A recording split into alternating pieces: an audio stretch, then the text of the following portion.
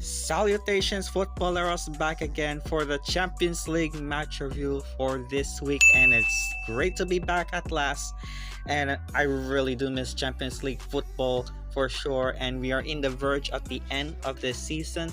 The quarterfinals is pretty much up for grabs for this first leg, and I'm really happy to see these games coming in very soon. In any case, so I'm going to discuss about the Champions League quarterfinals. Everything is all equalized. Arsenal versus Bayern Munich ended in a draw, 2-2. And Real Madrid versus Manchester City only ended in a draw, 3-3. So with that being said, let's do this! Come on! Let's begin with Arsenal versus Bayern Munich. Two of these clubs have some history together, especially with the infamous 5-1 from Bayern. They really love to humiliate Bayern in every step of the imagination. Arsenal were like the most weakest team in England, and Bayern Munich were pretty much the strongest team in Germany. However, times do change rapidly, as Arsenal are beginning to become the most dominant team in the Premier League. They're still the leaders of the Premier League.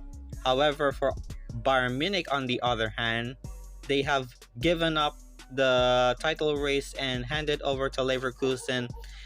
Oh, how the mighty have fallen. I really do think the Champions League is the only way for both clubs, especially Bayern Munich, that they need to bounce back whenever they could, because this is the draw point that both sides need to get in through to the semifinals of this season's Champions League. Right from the word go, both sides are definitely gunning for each of their goals, and Arsenal were no exception. They were pretty much in possession of the ball until Bayern Munich came in to take some chances to score some goals. On the 12th minute, Bukayo Saka come in on the 12th minute with the assist of Ben White. White finds Saka, who bursts into the box and cuts inside onto his left foot. Saka stands up his marker and plays the ball into the far corner with a superb finish. No chance in hell for Manuel Neuer to stop this goal from happening.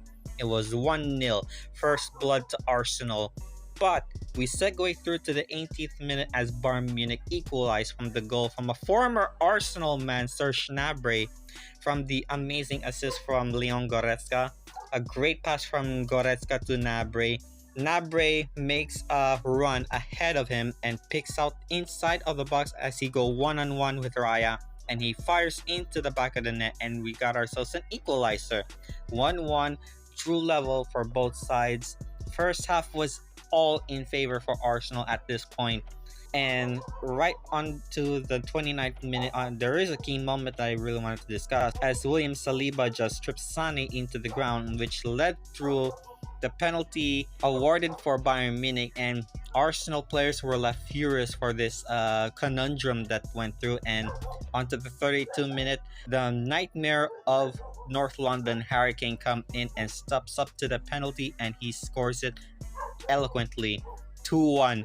And it feels like it's deja vu for Arsenal, because they're living in a nightmare again of that same 5-1 situation that they are going through. But they're a different Arsenal team now. They're under Mikel Arteta, so there's no problem at all. They can bounce back eventually, but it's hard to come by for Arsenal to take some goals, while Bayern Munich, on the other hand, are also wanting to get themselves some goals as well. And both sides really want to get on each other's throats. There were some many yellow cards throwing in. Also, Alphonso Davies gets himself a yellow.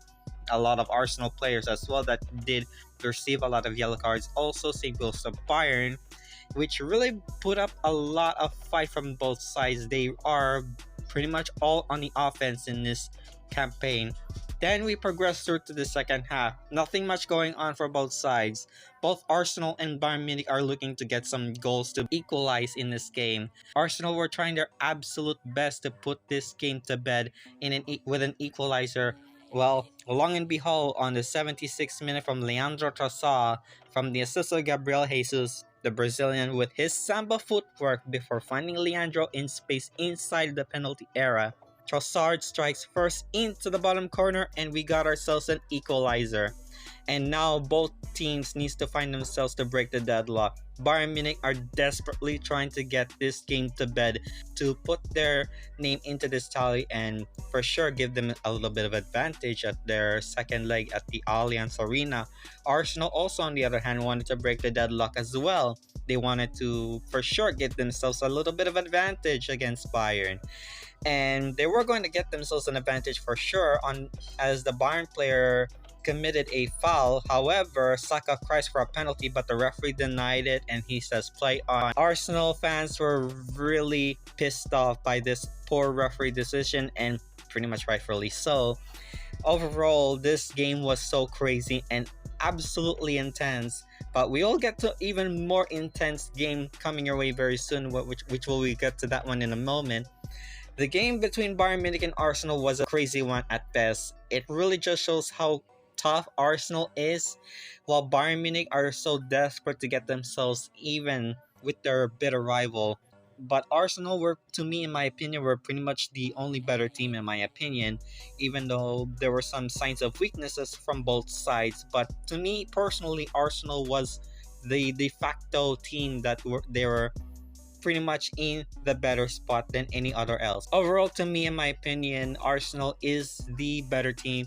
Throughout this game, I would gonna have to give credit for all the players from Arsenal as well as Trossard with that amazing goal as well. He did a lot of justice for Arsenal in this game. So it's a really amazing thing that is happening for them. Also, I will also gonna give credit for Serge Gnabry for delivering an equalizer, trying to silence and piss off the Arsenal crowd.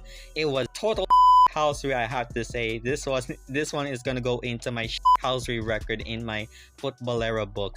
So nevertheless, a great game. We'll look forward to see how this one going to play out at the Allianz in Munich. Will Bayern going to capitalize a win, or will Arsenal going to take advantage of Arsenal's weakness? Because we all know for sure that Bayern Munich are absolutely struggling in the league. So there's a chance for Arsenal to figure this one out from themselves to find this weakness of Bayern so that they can advance themselves through to the semifinals. So I am expecting something more for the next game coming in the Allianz Arena. And then finally, we go through to the Real Madrid versus Manchester City game at the Bernabeu. Of course, Bernabeu, roof closed. This gives them a lot of advantage, and the atmosphere in this stadium is immaculate. The noise, the reverberation of this cacophony of a stadium that is Santiago Bernabeu, which would give a lot of problem for Manchester City, and it did give them a lot of problem, I have to say, because Real Madrid Stadium is beyond top notch because of their retractable roof, just like the Wembley Stadium or any other else with the retractable roof in Europe or even in America. Nonetheless, it really gives them a lot of advantage and a bit of edge to break their competitors' spirit, and it just shows how incredible Real Madrid's stadium, not only the stadium but the atmosphere from the fans and especially the players as well, who fight very hard. Even though I'm a Barcelona fan, but you gotta give credit a little bit from Real Madrid, because you know why? I've been saying this one throughout my videos. That's Real Madrid for a reason. Right from the start of this game, from the kick of the ball, Real Madrid are ramping up this one. However, right as we get to kick off, Bernardo Silva come in on the second minute. Silva takes a free kick because a Real Madrid player did some housery yet again. It was about 20 yards out, and Silva curls a low shot around the wall towards the near bottom corner. Lunin again has no chance in hell. This keeper from Real Madrid is proven to be untried and untested and untrusted to this one, and it was first blood from the away side from Manchester City. Equalizer, just like what happened to Arsenal and Bayern. Real Madrid came in on the 12th minute from Eduardo Camavinga, but I have to stress this enough. I know this one is a Ruben Dias own goal, but to me personally, and in my opinion, that the fact of the matter is this: Camavinga scored a solo goal, not an own goal from Ruben Dias, in my opinion. But he made a lot of good things about this goal.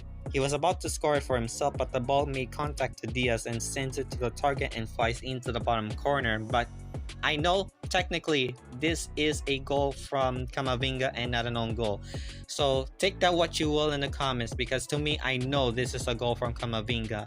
And then we segue through to the 14th minute from the goal from Rodrygo with the assist of Vinicius Jr. A great pass to Rodrygo, who starts to run inside of his own half. Rodrygo takes it into the box and draws a low shot and not make Akanji's legs as it trickles into the back of the net. 2-1 is the scoreline. An amazing goal from Real Madrid, and it always goes back and forth from both sides for Real Madrid and Manchester City, but to me personally, Real Madrid are the better team in my opinion, as always, because this is their competition, this is their baby. They know that they can do whatever they can to fight for this Champions League campaign. We progress through to the second half. Both sides are looking forward to get themselves an equalizer, especially for Manchester City. They wanted to equalize in this game, and Real Madrid, to me, in my opinion, were going full rampant in this one. They were looking for more goals to humiliate Manchester City, just like what they did to 2021-22 season. And then we progressed through to the 66th minute from Phil Foden, who scored an amazing goal from the brilliant assist to John Stones as he helps Phil, as a Madrid player, have no chance to close him down. Foden whips a perfect shot into the top left corner, and Lunin has no chance to reach and stop this ball. And we got ourselves an equalizer from an amazing goal from Phil Foden. My God, this Englishman is an amazing prospect right here. Phil Foden and his immaculate goals really does bring up a lot of things about this guy. He's an amazing player and a very generational at best, alongside with Mbappe and Haaland. Manchester City are looking to get some more goals coming in, and also on the 71st minute they found themselves to break the deadlock as Josko Guardiola on the 71st minute from the assist of Jack Grealish scores up with Dani and drops back as he lays off to Josko on the edge of the box. The Croatian has a chance to whip his shot into the far corner, and he did just that. What an amazing goal from the Croatian. I have to say that goal is my highlight for this moment in this video, and I love that this goal from Guardiola is a spectacle. We will get some of those goals coming, that one on the 79th minute from Rodrygo Valverde with the assist of Vinicius Jr. Vinicius puts a great deep cross to the far side of the box as Freddy watched the ball drop all the way down and lace up the volley, fires back across the goal and into the bottom corner.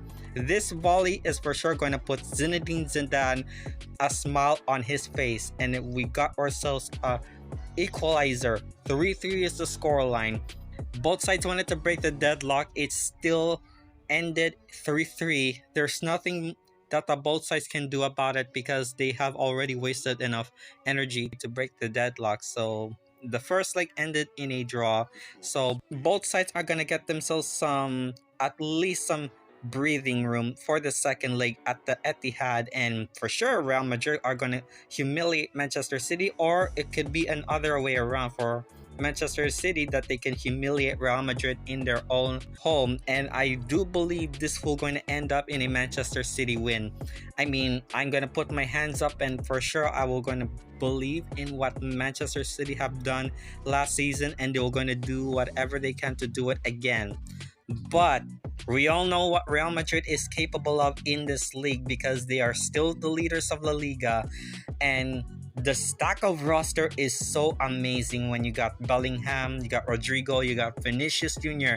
Hell, even Mbappe will gonna come in next season. It's gonna cause a lot of problems in La Liga for sure. And as a Barcelona fan, this is gonna be concerning and worrying. And speaking of Barcelona, this positivity and a little bit of growing concern and worry for me that we were going to face PSG tonight. And I have some of my doubts that I do believe that we may going to end up crushed by PSG's goal scorer and lethal striker Kylian Mbappe. And of course, there's a lot of unknown squad that I don't know about in PSG, unlike the one back then when they had Messi, when they had Neymar, when they had Cavani on the front three. it's all different now. This is a different PSG that revolves around Dembele, Mbappe, and many others. Because the rest of them, I just don't know who they are anymore. Because this isn't the PSG that I know of during the time when Ibrahimovic was the leader of the striking position. And I do believe that there's a chance that PSG will eliminate Barcelona out of the competition. And this, to me, it is a worrying thought. I'm expecting something from this game for Barcelona against PSG, but if it doesn't go in favor for us, then we have a bigger problem that we're going to face with PSG in Leg 1 at the Parc des Princes. So let's be prepared and let's be cautious for a moment, because we should not be stooped to their level, because we need to do better as a Barcelona squad. This could be our time to put PSG to bed, and we've done that one before. We just did against Napoli. We are definitely going to beat PSG, but if everything doesn't go well for us, then I might as well have to stop hoping for Barcelona to beat anyone who is at a high level like PSG. And this may going to be another problem for Barcelona in the long run in Europe. So this is worrying, but I will look forward to see how this one will going to turn out for this game tonight. Right, there you have it. That is the Champions League match review for Leg 1 between Real Madrid and Manchester City, and Arsenal versus Bayern Munich. It was a thrilling game, lots of draws and many intense moments that is happening thus far. Anyway, if you do find this video at least rather enjoyable, please do let me know. And what do you think about the matchup that is happening between both sides in the Leg 1 of the quarterfinals? Give a like on this video, subscribe to my channel, hit the bell to get notified for all the videos I'll be uploading every single week. And don't forget to share this video with your friends and family if you do so. And of course, I'm gonna talk to you soon for all the videos I'll be uploading very soon for more Champions League related content. Have a wonderful day. Bye.